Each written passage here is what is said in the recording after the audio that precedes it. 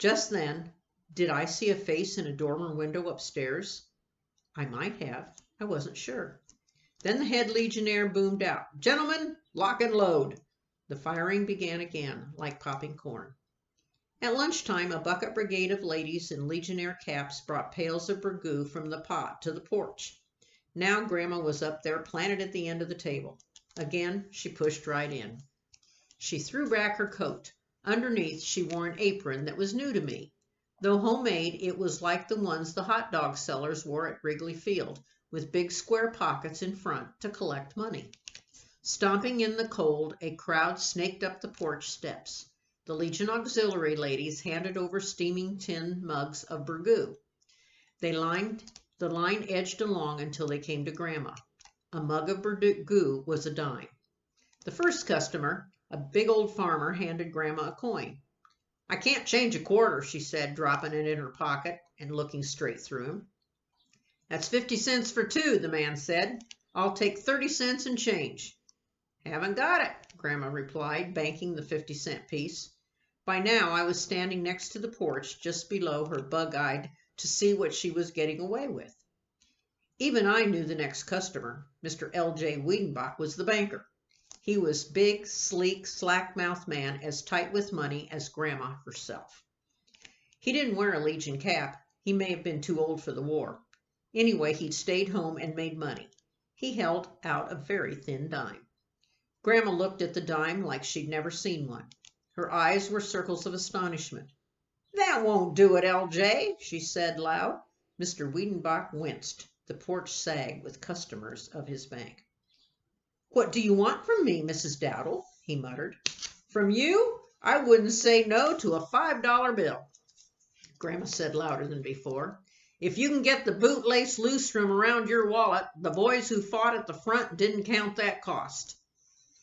The crowd behind him murmured. The auxiliary ladies serving at the table stood tall and together. Their men had fought, many at the front. The thought of $5 for a cup of cooling burgoo made Mr. Wiedenbach's eyes water.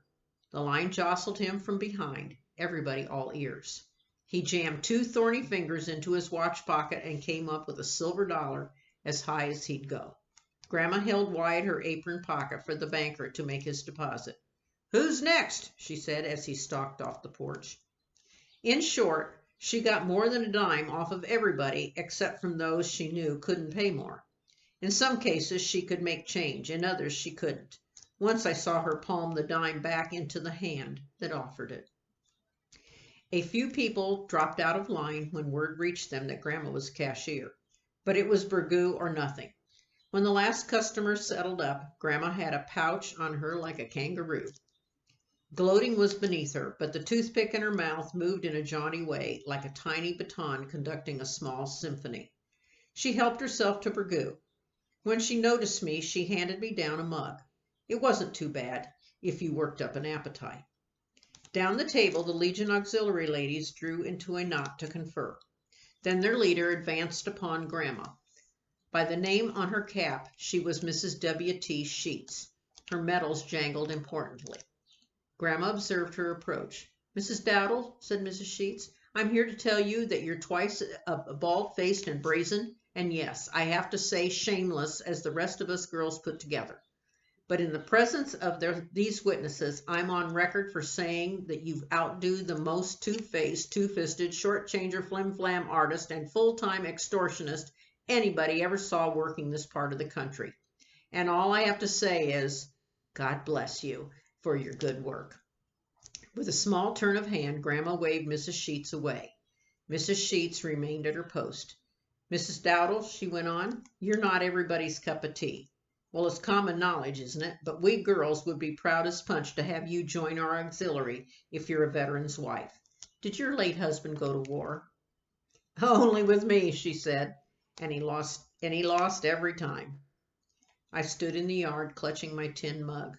The knitted cap cut a groove in my forehead. My feet were blocks of ice. Grandpa Dowdle's hunting jacket smelled like dead ducks. But I'd never seen Grandma near this much money. I couldn't blink till I saw what she was going to do with it. The auxiliary ladies were collapsing the table and carrying their dirty mugs inside. Grandma followed them into the house. and I followed Grandma. Mrs. Abernathy's kitchen made Grandma's look like the Hall of Mirrors at the Palace of Versailles. The floor sloped, a pump stood over the sink, and a coal oil lamp hung above the table. Clanking loose change, Grandma looked on as the auxiliary ladies went to work, dipping the water out of the reservoir to wash the mugs. They poured the leftover burgoo into quart jars to leave with Mrs. Abernathy. They worked like beavers, drying the cups and boxing them up for next time. They wiped down the kitchen, leaving it cleaner than they'd found it. All the while, Mrs. Abernathy stood in the corner as if it wasn't her kitchen at all. She was so thin, you could almost see through her, and her eyes were vacant. She looked tired to death. Then the other ladies were gone. It was just Grandma and me, and ghostly Mrs. Abernathy in the dim kitchen. Something was about to happen, and I didn't know what. In the flickering light, Grandma spilled all the change onto the table. It rolled and glittered. Grandma fished to find L.J. Wiedenbach's silver dollar. She held it up in triumph. Mrs. Abernathy stood at her elbow. The lamplight found all the hollows in her cheeks.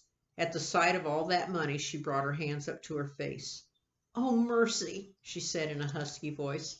"In all the years before, it was never better than $12. Grandma looked knowingly. "Them auxiliary gals mean well, but they're not enterprising. Burgoo for a dime?" Grandma shrugged at the thought, and then a little shyly she said, "Will it see you through till next year?" "It looks like riches to me," Mrs. Abernathy murmured. "It'll have to see us through." Grandma got busy. "We better bank all this money in coffee cans for safekeeping." Mrs. Abernathy went for the cans. They scooped together, feeling all the metal money playing through their fingers, hearing it crash in the cans. "Shall we count it?" Grandma wondered. "Oh, no," Mrs. Abernathy said quick. "It'd scare me to know how much." I thought I knew everything then. The veterans ran the turkey shoot to raise money for the American Legion. Their wives sold burgoo to help Mrs. Abernathy. It was time to leave. She couldn't hide her coffee cans as long as we were there, but Grandma said, "How is he?" Mrs. Abernathy looked aside into the shadows. "He don't change much. Will you step up to see him? He won't know, but we don't get company, and it's quiet after the turkey shoot."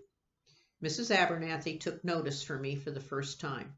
"I don't know if you want the girl to—" "She can take it," Grandma said. So I knew that whatever it was, I'd have to. I followed behind them up the stairs and numb with not knowing. It was so low-ceilinged up there that Grandma had to duck. Mrs. Abernathy pushed open a door, and I smelled ointment and a sick room. It was under the slant of the roof. A wheelchair, an old-time one with 3 wheels and a wicker back, stood by the dormer window. He was sitting in it, Mrs. Abernathy's son. She tied him into the chair with flannel strips, and his head was fallen back. His face was slick and raw, and his jaw hung open. He was far thinner than his mother, and his arms hung useless down the sides of the chair. When Mrs. Abernathy touched his shoulder, he turned toward her. Then you could tell that he was blind. He turned his head away. Nobody spoke. There was nothing to say. Grandma and Mrs. Abernathy stood together for a minute like the morning. Then we left. We went in a hurry past the coffee cans on the kitchen table because Grandma didn't want thanks. Outside, I was surprised it was still daylight, surprised the world was still there. The turkey shoot was over and the crowds gone. Down in the barn lot, Mrs. W.T. Sheets sat in the big Buick, up on a jack. Mr. Sheets hunkered by the back fender. He was having trouble changing the wheel, and his spare looked low. The air was blue around him. Grandma and I turned out of the gate and along the road back to town. She set her mouth against the wind. It had turned, so we were walking into it again. And there was some winter in the wind. She tramped along, listening so intently to the quiet that I said, "Grandma, tell me." "Her boy was gassed in the trenches," Grandma said, "and shot up." We went on, the town rising on the horizon. "He gets a check from the government, but it don't keep them." "But, Grandma, aren't there veterans' hospitals where he could go?" "She won't give him up," Grandma said. "She's lost him once already." We walked a narrow stretch between the road and the ditch, single file. Then just above the sighing wind, she said, "The trenches are all filled in, but the boys are still dying." And then I could read her thoughts, and I knew what this day meant. Mrs. Abernathy's son could have been my dad. It was farther coming back than going. Counting fence posts made it longer. Finally we were in town, walking under bare branches. Grandma was putting the day behind her. You could see it in her stride. We turned at the business block past Wiedenbach's bank. Something brought Grandma up short in front of Moore's store. Under the turkey shoot posters was a display of Sweetheart soap. She stopped dead, though she made her own soap. Beside the display was a big picture of Kate Smith, the songbird of the South, hand-colored.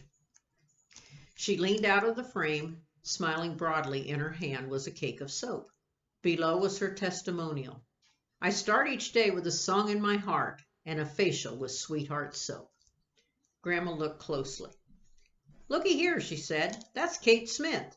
Do you suppose that's a good picture of her? I hadn't any idea she was such a big, full-figured woman." Kate Smith was a very big and very full-figured woman. She was as big as Grandma. Grandma gazed at her picture with approval. Then on she walked, with almost a spring in her step, though she was wearing boots. By and by I heard her humming.